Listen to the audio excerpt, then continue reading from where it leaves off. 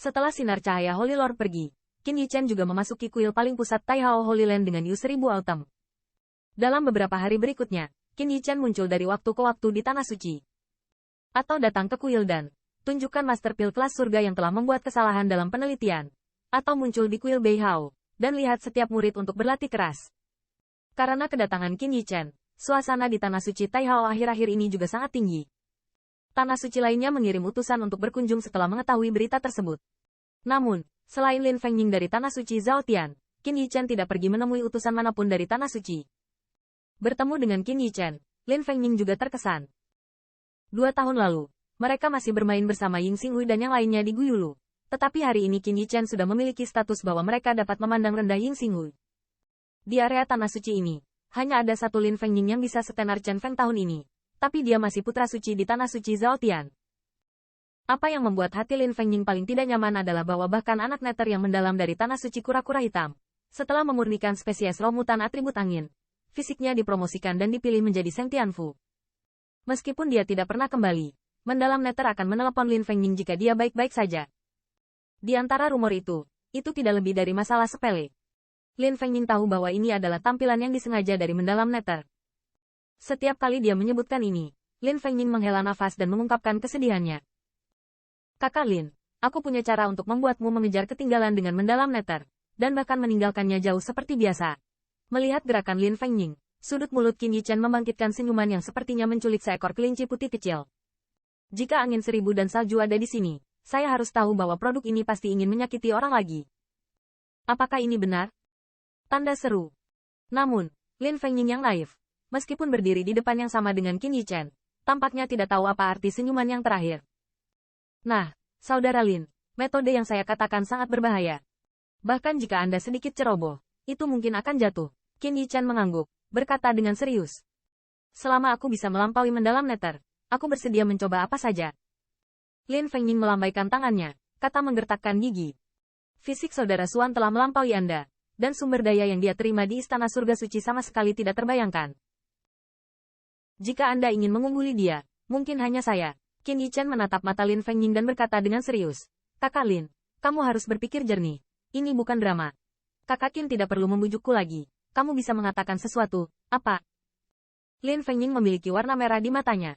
Dia hampir tidak mengambil jubah Qin Yichen untuk menekannya. Kamu hanya perlu melihat Lin Fengying yang bersemangat. Qin Yichen berbisik di telinganya. Dengan bisikannya, tubuh Lin Fengying yang bergetar ternyata tertahan di tempatnya. Qin, Saudara Qin, apakah kamu bercanda? Saya pergi ke sana. Setelah sekian lama, tubuh Lin Fengying sedikit gemetar dan bertanya ragu-ragu. Kakak Lin, apakah kamu terlihat seperti sedang bercanda denganmu? Terus terang, Li Yuanba pergi 2 tahun yang lalu, dan yang dia kunjungi adalah tempat paling berbahaya. Qin Yichen mengangkat kepalanya dan menghela nafas. Anak neter yang mendalam meminum cairan spiritual setiap hari, dan mencoba mengejarnya bukanlah tugas yang mudah. Kakak Qin, berhenti bicara. Mendengar nama mendalam neter, Lin Fengying menjawab dengan sedih. Namun, jika saya berbicara dengan Holy Lord, saya khawatir dia tidak akan setuju. Selanjutnya, Lin Fengying mengerutkan kening, dan menghela nafas. Dia adalah putra suci Tanah Suci Zhao Tian. Pergi ke sana pasti 9 kematian dan masih hidup. Tuan Suci Zhao Tian pasti tidak akan setuju. Yakinlah, aku bisa mengatur ini untukmu jika kamu mau. Qin Yichen menepuk dadanya, dengan tatapan lurus. Apa kedipan Lin Feng lagi? Di kejauhan, Mu Yanfeng menatap Qin Yichen, yang menggedor dadanya, dan bergumam di mulutnya. Dia dibodohi oleh Qin Yichen dan tidak tahu berapa kali, tapi dia waspada dengan yang terakhir dengan 10.000 poin. Meskipun dia tidak tahu apa yang dibicarakan keduanya, melihat penampilan Lin Fengying, Mu Yanfeng bisa yakin, musang Lin Fengying pasti dijual, dan itu juga jenis yang akan membantu Qin Yichen menghitung uang. Dalam beberapa hari berikutnya, Mu Yanfeng menemukan bahwa Qin Yichen dan Lin Fengying telah menghilang. Dia awalnya berpikir bahwa 2 orang telah pergi, tetapi setelah 3 hari, dia melihat Qin Yichen muncul kembali di Tanah Suci Hao juga. Mu Yanfeng juga sangat memperhatikan bahwa senyum di wajah yang terakhir tampaknya menjadi lebih intens, dan dia juga merasa bahwa yang terakhir tampaknya sengaja atau tidak sengaja melihat ke arah dirinya sendiri dari waktu ke waktu.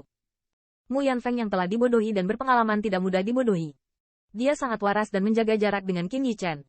Hal yang sedikit membingungkan Mu Yanfeng adalah bahwa rencana Qin Yichen tampaknya sama sekali tidak kembali ke Seng Tianfu. Produk ini, apakah benar-benar akan tetap menjadi Holy Lord?